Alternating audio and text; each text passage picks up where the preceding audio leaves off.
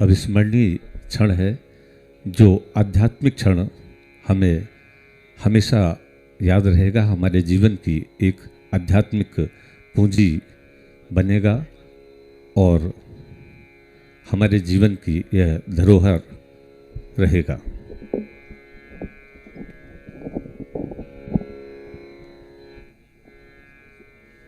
हुए सबसे पहले मैं बहुत ही सम्मान और आदर के साथ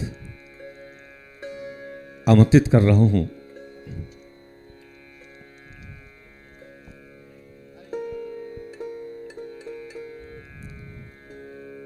सतुआ बाबा जी महाराज की कृपया आप आएं और अपने अमृत वचनों से। हाँ जी जी जी।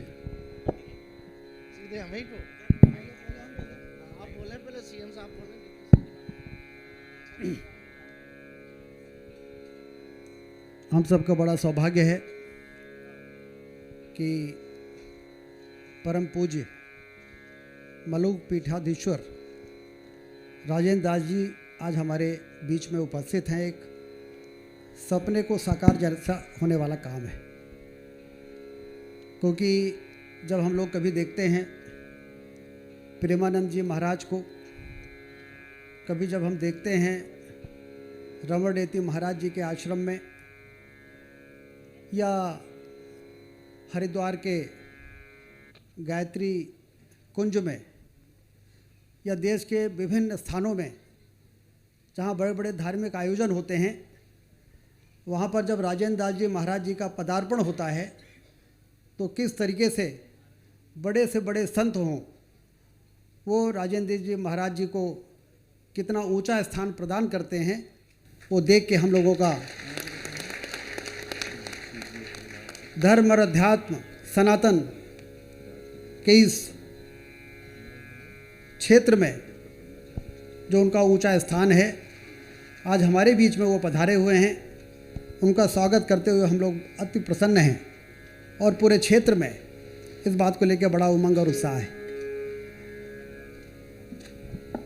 मैं जब उनसे पहली बार मिला ओरछा में, उसके बाद मिला अयोध्या जी में, और मैंने गौ कथा और गौ महिमा और प्राकृतिक खेती पे मैंने उनसे कहा कि जब भी मैं आपका प्रवचन सुनता हूँ यूट्यूब में, तो गायों की महिमा और के बारे में ज़रूर आपका वक्तव्य उसमें रहता है। हम लोगों ने भी प्रयास करके रीवा में लक्ष्मण बाग में 1000 बेसहारा गायों का गौशाला बनाई। उसके बाद लगा कि संख्या बहुत ज़्यादा है और व्यवस्था कम है, तो फिर हम लोगों ने बसावन मामा में 10,000 गौवंशों के रखने की ये व्यवस्था बनाई। और उसके बाद भी जब लगा कि अभी यह पर्याप्त नहीं है, तो हिनौती गौधाम में 25,000 गायों की गौवंशों के रखने की व्यवस्था बना रहे हैं। तो वो बहुत प्रसन्न हुए और उन्होंने कहा कि मैं ज़रूर, मैंने कहा यदि आपके चरण पड़ जाएंगे तो हम लोगों का हौसला बुलंद हो जाएगा। तो उन्होंने कहा कि मैं ज़रूर आऊँगा। 4 या 5 महीने पहले ये बात हुई थी और आज 12, 13, 14 फरवरी को, क्योंकि इतना आसान नहीं है महाराज जी का समय मिलना, और इसलिए 3 दिन का जो ये समय मिला है, जो यहाँ पर कथा की रस की धारा बहेगी, वो निश्चित रूप से हम लोगों को सही दिशा में चलने के लिए बहुत बड़ा मार्गदर्शन देगी। इसलिए आज आपका स्वागत करते हुए हम लोगों को बहुत प्रसन्नता है। हमारे बीच में जगत गुरु स्वामी युवराज स्वामी जी पधारे हैं।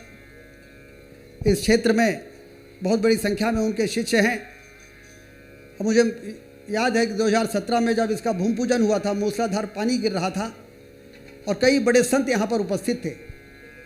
आदरणीय युवराज स्वामी जी महाराज, वेदांती जी महाराज, सच्चा बाबा अखिलेश्वरानंद जी गिरी जी, सब लोगों ने यहाँ पर भूमि पूजन किया था। महाराज जी तो उस समय ये पे बिल्कुल बंजर ज़मीन थी, यहाँ कुछ नहीं था, सिर्फ शासकीय ज़मीन को ऐसी जगह ढूंढना था हम लोगों को जो जंगल से लगी हो।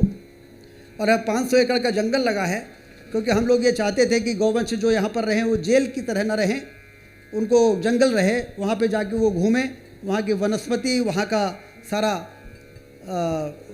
उससे गौ माता का स्वास्थ्य भी अच्छा रहता है। और इसलिए वो भूमि पूजन के बाद इतना सुंदर स्वरूप बन के जो तैयार हुआ है, ये गौ माता की कृपा से हुआ है। मुझसे लोग कभी कभी कहते हैं रीवा में बहुत विकास हुआ है, सोलर प्लांट बना, टाइगर सफारी 56 साल बाद रीवा का सफ़ेद शेर रीवा की धरती में वापस आया, बाण सागर बना, 4 लेन की सड़कें बनी। सबसे महत्वपूर्ण काम आप किसको मानते हो? तो मैं कहता हूँ सबसे बड़ा महत्वपूर्ण काम लक्ष्मण बाग गौशाला में गौशाला का बनना और बसामन मामा में गौवंश वन विहार बनना, ये सबसे बड़ा काम मैं इसलिए मानता हूँ कि बाकी जितने काम भी हुए हैं, चाहे वो हवाई अड्डा बना हो, चाहे सोलर प्लांट लगा हो, चाहे सिंचाई की नहरों का जाल बिछा हो, चाहे शानदार सड़कें बनी हो, ये गौ माता की कृपा से ही हो पाया है। इसलिए सबसे महत्वपूर्ण काम यदि रीवा की धरती पर हुआ है तो वो बेसहारा मारी मारी फिर रही गौ माताओं के लिए आश्रय, जहाँ पर उनका भोजन, पानी और छाया की व्यवस्था हो सके, वो सबसे बड़ा महत्वपूर्ण काम है। आज हमारे बीच में सतुआ बाबा जी पधारे हैं, जगत गुरु, और संत समाज में सतुआ बाबा को बड़े लाड़ से देखा जाता है। जब यूपी के मुख्यमंत्री योगी आदित्यनाथ जी को किसी से खुल के प्रसन्नता के साथ मिलते हुए किसी को कोई देखता है तो वो सतुआ बाबा महाराज जी, जिसके आने से प्रसन्नता हो जाए, वो एक अलग तरह का व्यक्तित्व होता है।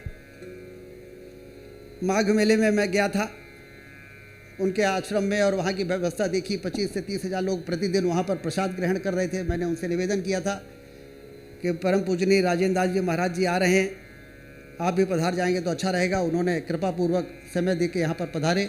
मैं उनका बहुत बहुत स्वागत करता हूँ, वंदन करता हूँ। हमारे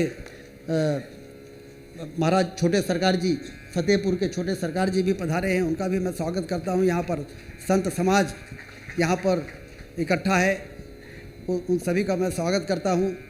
हमारे मनगांव क्षेत्र के लोकप्रिय विधायक नरेंद्र प्रजापति जी, हमारे इस क्षेत्र के पूर्व विधायक केपी त्रिपाठी जी, जिनका इस गौवंश वन विहार बनाने में बहुत बड़ा योगदान है। यदि केपी जी नहीं होते तो शायद इतना अच्छा ये प्रकल्प बनकर पूरा नहीं हो पाता। भारतीय जनता पार्टी के जिलाध्यक्ष वीरेंद्र गुप्ता जी यहाँ पर पधारे हैं। नगर निगम के स्पीकर वेंकटेश पांडे जी यहाँ पर उपस्थित हैं।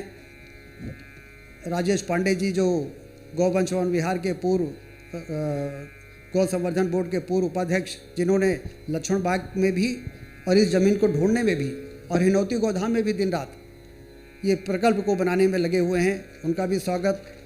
लक्ष्मण बाग संचालन समिति के अध्यक्ष घनश्याम ताम्रकार जी और उनकी पूरी टीम, इस संचालन समिति के अध्यक्ष SDM दृष्टि जायसवाल जी और सचिव डॉक्टर राजेश मिश्रा जी और सभी माताएं बहनें और सभी लोग यहाँ पर उपस्थित हैं। हम सभी का बहुत स्वागत करते हैं और एक बार फिर से महाराज श्री का यहाँ पर पधारने के लिए आपका बहुत बहुत अभिनंदन करते हैं। बोलिए बसामन मामा की, गौ माता की और धरती माता की, क्योंकि धरती यदि स्वस्थ रहेगी तो धरती से पैदा होने वाला अनाज से हम सब स्वस्थ रहेंगे। और धरती को स्वस्थ रखना है तो गौ माता के गोबर और गौमूत्र से हम ऐसा पदार्थ तैयार कर सकते हैं, जीवामृत, बीज अमृत, घन जीवामृत और कई प्रकार के ऐसे प्रोडक्ट जो बना के यदि हम उसमें ज़मीन में डालेंगे तो वहाँ के जो सूक्ष्म जीव हैं, केचुए हैं, वो मरेंगे नहीं बल्कि वो पुष्पित और पल्लवित होंगे। और रासायनिक खाद का जब हम उपयोग करते हैं तो उसको वो मर जाते हैं, तो उससे ज़मीन धरती माता को भी कष्ट होता है और उससे पैदा होने वाले अनाज से जो बीमारियां फैल रही हैं, BP, शुगर, डायबिटीज़, कैंसर, इससे भी मानव जाति को बचाने का काम हम लोग कर सकते हैं। इसलिए एक पवित्र उद्देश्य को लेकर स्थापित इस गौवंश वन विहार में आज हम सारे लोग महाराज जी के मुखार वृंद से गौ कथा और उनके विचार और उनका मार्गदर्शन हम लोग सुनेंगे। अमित अभय राम जी महाराज जी भी यहाँ पर उपस्थित है, जो पूर्ण रूप से पूर्ण कालिक होके यहाँ पर गौ माताओं को स्थान बना देना अलग बात है, लेकिन उनको कोई कष्ट तो नहीं है। मुझे महाराज जी बता रहे थे कि जो जड़खोर में 15,000 गौवंश वहाँ पर हैं वृंदावन में, जो महाराज जी ने वहाँ पर स्थापित की है, उसमें CCTV कैमरे लगे हैं। और एक बार एक गौसेवक ने डंडे से एक गौ माता को हल्का सा मार दिया था और CCTV में महाराज जी ने उसको देख लिया था, तो उन्होंने उसको वहाँ सर सेवा मुक्ति दे दी थी कि गौ माताओं पर डंडा चलाने वाले को हम अपने इस प्रकल्प में नहीं रह सकते। तो इसलिए ये अभी अमित अभयराम जी इसी प्रकार से यहाँ पे काम कर रहे हैं। मैंने देखा है जब गौ माता को कष्ट होता है तो इनको कष्ट हो जाता है, इसलिए उनका भी मैं अभिनंदन करता हूँ। एक बार फिर से बहुत बहुत स्वागत, प्रणाम। बहुत बहुत धन्यवाद माननीय उप मुख्यमंत्री जी का। और यह जो गौ सेवा का वन विहार आदरणीय राम सुमन दास जी महाराज जी का नाम लेना और उनका स्वागत करना मैं भूल गया। ये कार्यक्रम के सूत्रधार हैं और उनका भी मैं बहुत बहुत स्वागत करता हूँ। एक बार जोरदार ताली बजा के राम सुमन दास जी महाराज जी का स्वागत करते हैं।